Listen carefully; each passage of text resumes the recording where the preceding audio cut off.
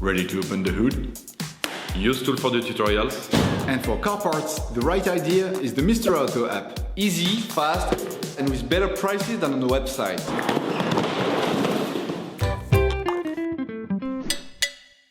You will find the bulk inner and outer tie rods used in the video exclusively on the Mr. Auto website and through the link in the description. Turn your engine off and pull up the handbrake. In order to change the outer tie rod end on your vehicle, you must lift the front of your vehicle and remove the wheels. This will give you full access to the steering system. Loosen the stud bolts on the front wheels. Raise the front of a vehicle and put it in the two axle stands. We strongly suggest watching the tutorial, raising your vehicle safely before carrying out this step. You will then be able to take off the wheels. Don't forget to slide them under the vehicle. You can now see the outer tie rod end.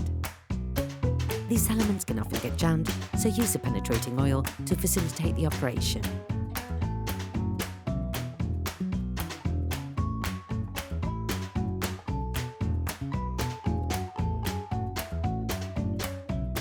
With a marker, trace a line between the axle joint and the tie rod end.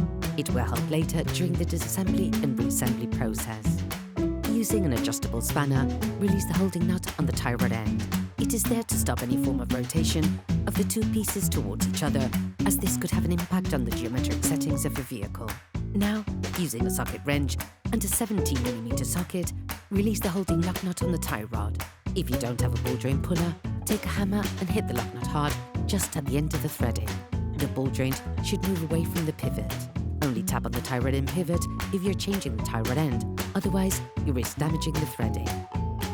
Paying close attention to the point of reference, unscrew the tie rod end, counting the number of turns necessary to extract the tie rod end. All parts used in this tutorial are supplied by our trusted partners. These partners also help us create as many video tutorials as possible. Check them out in the description below. Take the new tie rod end and unscrew the lock nut supplied with it.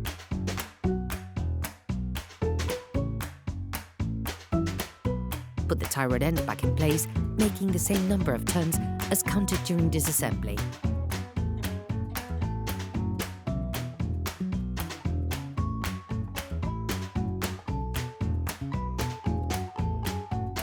Put the tie rod end into the pivot.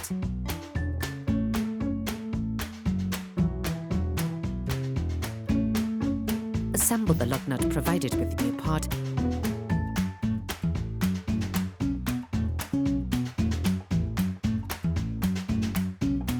While putting pressure on the ball joint, tighten it using a socket wrench.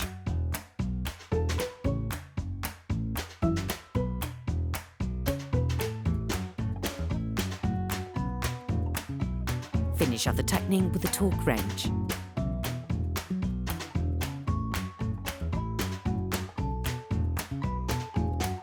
Screw the lock nut on the tie rod end on the side of the tie rod axle joint.